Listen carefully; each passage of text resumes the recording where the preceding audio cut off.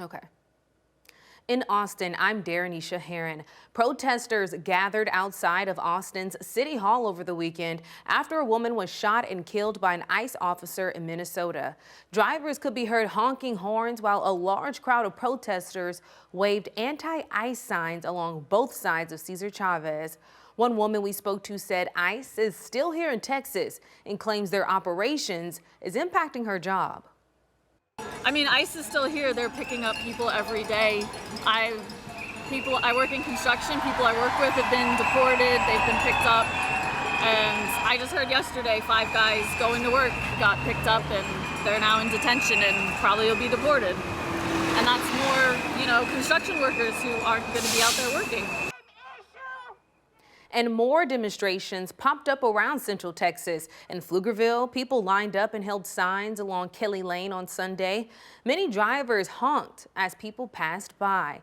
And demonstrators told us they hope their protest inspires the community to get involved and stand up against fear. That's great, all the honking. And I feel that the larger the protest, the more people feel secure about their voice and the more they're going to get out and vote. Another rally happened in Elgin. We spoke to a woman who says she planned the event before Renee Good was killed and was already frustrated with what she says she saw in her community.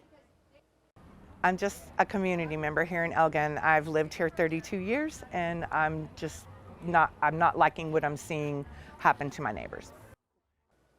Texas A&M University is asking professors to make changes to hundreds of courses or risk having them canceled. It is part of an effort to comply with the new Board of Regents policy restricting classroom discussions about race and gender. Roughly 200 courses have been flagged or canceled by university leaders for gender or race-related content. Some classes have been removed or reassigned from the core curriculum. Professors say they feel they are losing academic freedom. Daniel Perot has more. Days before the start of the spring semester on Monday, Texas A&M leaders are scrambling to review courses, flagging hundreds, including Dr. Martin Peterson's Contemporary Moral Issues. I have taught that course in the past. I've talked about race and gender issues, but that's not been an issue. After reviewing his syllabus this week, the university gave him 2 options. Remove those modules on race and gender, including readings from Plato, or be reassigned to another course. I have censored my syllabus. I have replaced the lectures on Plato with new lectures on free speech and academic freedom. The coursework in question included sections of Plato's Symposium that don't align with modern conservative views on gender. He talks about homosexuality as being something completely natural, and he explicitly states that there are more than 2 genders. In a statement, Texas A&M says other dialogues of Plato will be taught in other courses. The university says it approved other sections of this philosophy course that include Plato, but not the modules on race and gender identity. What is left to discuss in the philosophy department if we cannot talk about Plato? I'm not the victim here. It's my students that are the victims.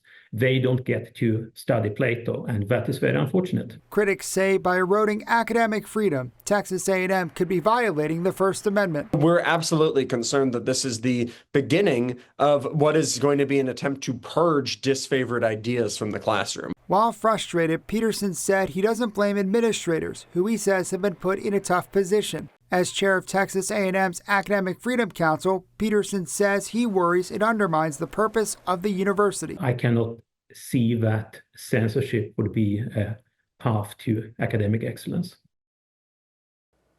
Texas A&M is not the only university that's taken steps like this. The Texas tech system has banned race or sex-related content in courses, except when mandated for licensing, certification, or patient care. While Texas State has asked its professors to review their course descriptions and titles to ensure they are discipline appropriate. It's been 6 months since deadly floodwaters ravaged Central Texas. Many families are still trying to rebuild. KVUE's Kelsey Sanchez brings us the story of one Sandy Creek flood victim who lost everything and is now getting help from friends and the community.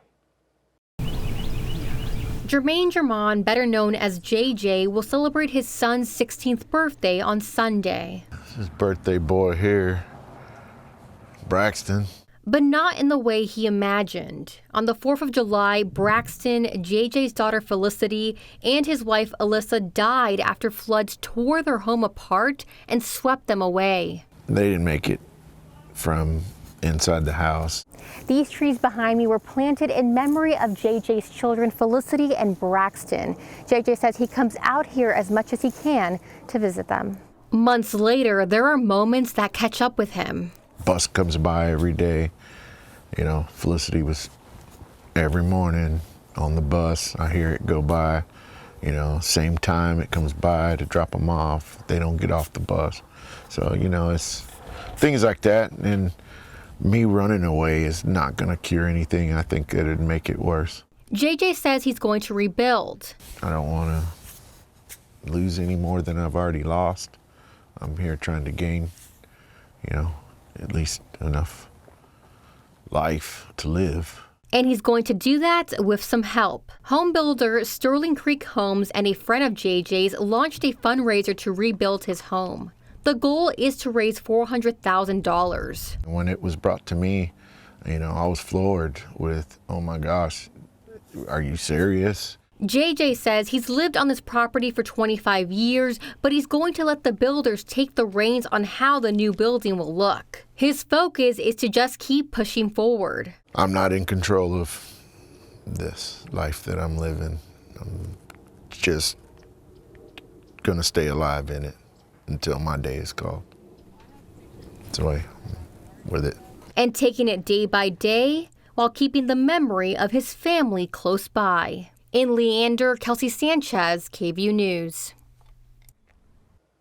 Absolutely just heartbreaking. If you'd like to help JJ, we'll have the link of the fundraiser along with this story on our website, kvue.com. Those are the headlines in Austin. I'm Darrenisha Heron.